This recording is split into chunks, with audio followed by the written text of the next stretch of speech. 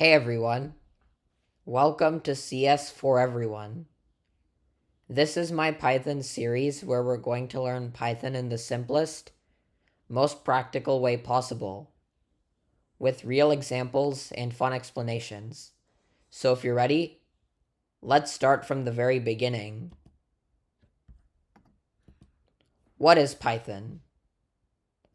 Python is a programming language that people use to build websites and apps, data science projects to process large amount of data, machine learning and AI, game development. Who doesn't like games? Especially their own.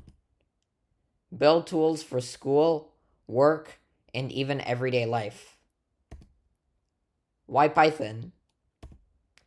You may have seen beginners starting with Python and might be wondering, why do beginners choose Python? Python is super beginner friendly.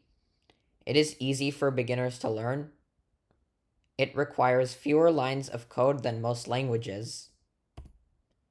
It's everywhere.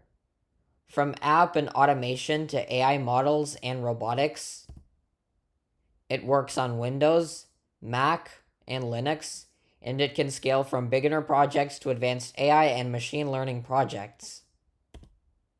Python offers many libraries that make creating projects much easier.